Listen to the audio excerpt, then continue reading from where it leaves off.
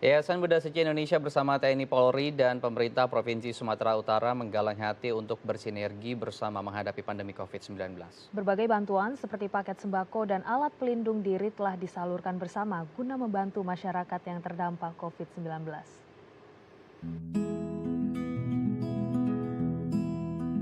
Yayasan Buddha Suci Indonesia Kantor Penghubung Medan bersinergi dengan pemerintah Provinsi Sumatera Utara, Kodam 1 Bukit Barisan, Polda Sumatera Utara, dan berbagai lapisan masyarakat bahu-membahu memberikan bantuan untuk membantu masyarakat terdampak COVID-19.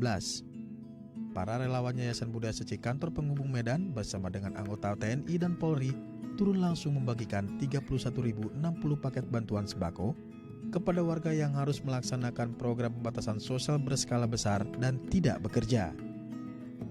Selain itu, Yayasan Buddha Suci Kantor Penghubung Medan juga menyalurkan bantuan berupa alat pendukung medis seperti APD, ventilator, dan obat-obatan ke berbagai instansi pemerintah, rumah sakit, puskesmas, klinik kesehatan di wilayah Sumatera Utara.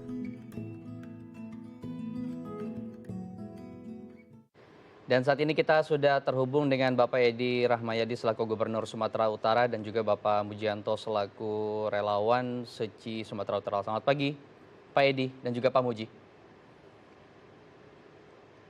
Selamat pagi Pak Edi dan Pak Mujianto. Selamat pagi. Selamat pagi. Selamat pagi, baik. Kita akan mulai berbincang dulu dengan Pak Edi. Pak Edi, kita tahu saat ini data kasus COVID-19 per kemarin ya yang dirilis oleh tim Satuan Tugas Penanganan COVID-19 ada kurang lebih 3.750 kasus di Sumatera Utara. Seperti apa Pak saat ini penanganan di sana?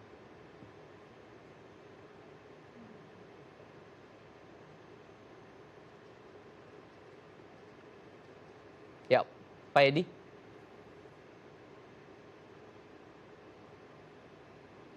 Baik, kita beralih dulu ke Pak Muji. Pak Muji, terkait dengan bantuan Yayasan Buddha Suci yang sudah dilakukan selama bulan Februari atau Maret ya sampai dengan saat ini, sudah berapa banyak bantuan yang disalurkan oleh teman-teman Yayasan Buddha Suci, Pak Muji?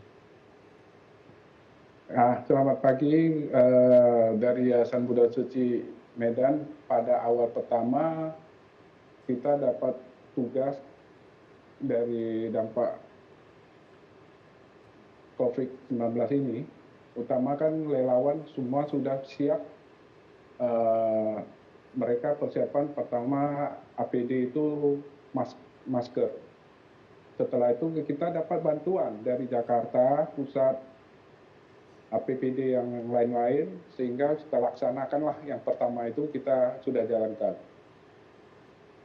Oke, Pak Mujianto, ini kemudian kan yang terdampak terkait pandemi ini tidak hanya di sektor kesehatan tapi ekonomi. Kemudian bantuan seperti apa saja tadi juga sudah disebutkan, mungkin sembako itu sudah berapa wilayah yang dibagikan dan seperti apa sistemnya nih Pak Mujianto? Baik, setelah waktu APBD kita selesai, tahap kedua kita dapat kerjasama dengan Muspida setempat dari Pak Gubernur dan TNI dan Polri. Kita udah rata-rata hampir 30.000 paket sembako yang sudah kita laksanakan. Oke, jadi jumlahnya Dan kami juga, ya, silakan lanjutkan Pak Muji. ya, dan kami juga sangat tertolong dengan Muspida setempat dari TNI, Babinsanya, bisa kita dengan Polri bisa sampai ke desa, kecamatan, pedalaman. Tentu itu satu penolong motor kita yang kerjasama yang tertolong ke relawan kita. Baik, jadi pola penyalurannya tidak hanya oleh relawan sendiri, tapi juga bersinergi dengan teman-teman dari pemerintahan Provinsi Sumatera Utara, ada TNI dan Polri juga yang mengantarkan langsung bantuan ke sana. Tapi kemudian, Ya, ya, jadi saat menyalurkan bantuan itu sebetulnya kan kita tidak hanya memberikan bantuan saja, tapi juga ya teman-teman relawan turut mengenalkan tentang Seci sendiri gitu kepada masyarakat Sumatera Utara gitu. Seperti apa sih proses pengenalan itu hingga akhirnya masyarakat mengerti dan paham tentang nilai-nilai yang diajarkan oleh Yayasan Buddha Seci?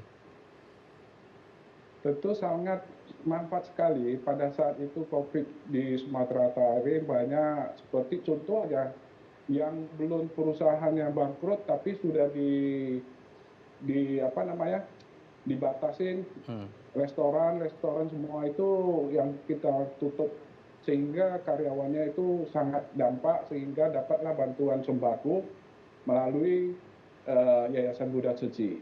Dan sangat aspirasi dengan relawan kami di Medan itu, sangat, mereka itu tidak pernah katakan COVID itu pun tetap ada ya relawan yang menyumbangkan waktu, tenaga, pikiran, sampai yang bisa bantuin ke masyarakat pedalaman. Oke, ini kita masih akan melanjutkan seperti apa sinergi Seci dalam membagikan bantuan, namun kita akan beralih ke Pak Edi terlebih dahulu. Pak Edi, kembali boleh diceritakan seperti apa kondisi COVID-19 yang ada di Sumatera Utara saat ini, Pak Edi? Terima kasih Imam dengan Cecil. Selamat pagi juga pada Bapak Yanto. Pertama-tama kita mengucapkan syukur kepada Tuhan yang Maha Kuasa. Dan yang kedua saya mengucapkan selamat ulang tahun yang ke-13 untuk ITB. Kondisi saat ini di Sumatera Utara, kalau kita katakan khawatirkan, mungkin nanti menjadikan suatu rasa paranoid para kita semua. Kita sangat optimis. Dengan kondisi real kesehatan, kita melakukan cek sampel yang gencar dalam kita swab. Tidak berbentuk kasus yang pasti ditangani oleh laboratorium, baik di kasus kedokteran itu ataupun dari vaksin vaksin juga dari vaksin saya obat itu dalam mengungkap saudara-saudara kita yang terkena COVID-19. Yang keduanya tentang kesiapan yang kita siapkan rumah sakit untuk perawatan. Ada saudara-saudara kita. Yang ketiga, kita melakukan pengetatan pembatasan pada zona merah yang ada di Medan, Tinggi, dan dari Jakarta.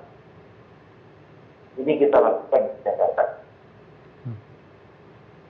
dari semua pihak, termasuk kegiatan sosial di dalamnya.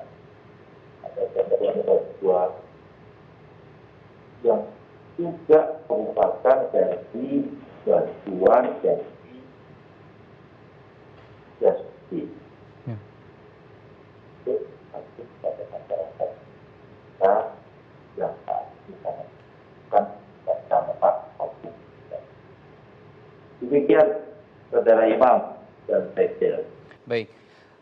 Jadi sinergi sebetulnya yang dilakukan oleh pemerintah Sumatera Utara juga tidak hanya dengan Yayasan Buddha Seci, tapi juga dengan beberapa relawan yang lain begitu ya. Oke, kita jeda dulu sejenak ya. Nanti kita akan kembali berbincang dengan Pak Edi dan juga Pak Muji.